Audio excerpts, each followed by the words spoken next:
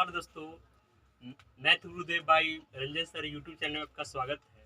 दोस्तों आज हम पढ़ने वाले हैं विटामिन के बारे में पढ़ने वाले हैं। दोस्तों विटामिन जो होता है ना, प्रत्येक परीक्षा के लिए, सभी परीक्षाओं के लिए ये उपयोगी होता है और यह सभी परीक्षाओं में आपको सहयोग करे।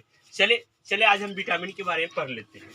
दोस्तों विटामिन क्या होता है? विटामिन एक ऐसे कार्बनिक यौगिक पदार्थ होते हैं जो कि हमारे शरीर में ऊर्जा नहीं देती है। विटामिन जो होता है ना, हमारे शरीर को ऊर्जा नहीं देता है, लेकिन उपापचय क्रियाओं को नियंत्रित करती है और विटामिन हमारे शरीर को रोगों से रक्षा करने का कार्य करता है।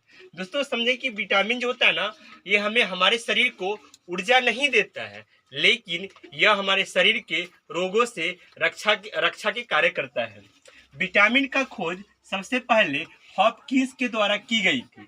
विटामिन का जो पहला जो है ना खोज किया गया था हॉपकिंस के द्वारा, लेकिन 1912 ईस्वी में काश्मीर फंक ने विटामिन शब्द का नामकरण किया, इसलिए इन्हें विटामिन का खोजकर्ता माना जाता है। दोस्तों विटामिन का खोज सबसे पहले हॉपकिंस के द्वारा किया गया था, लेकिन 1912 ईस्वी में काश्मीर फंक के द्वारा विटामिन शब्द का नामकरण दिया गया था, इसलिए काश्मीर फंक को विटामिन की खोजकर्ता कहा गया है। दोस्तों हमारे शरीर में लगभग 13 प्रकार की विटामिन की आवश्यकता होती है। दोस्तों विटामिन जो होता है, विटामिन कौन कौन सी होती है? Vitamin A, B, C, D, E and K होता है। दोस्तों विटामिन घुलनशीलता के आधार पर विटामिन 2 प्रकार का होता है। एक होता है जल में घुलनशील, दूसरा होता है वसा में घुलनशील। जल में घुलनशील विटामिन दोस्तों होता है विटामिन बी एंड सी, और वसा में घुलनशीलता विटामिन होता है विटामिन ए, डी की।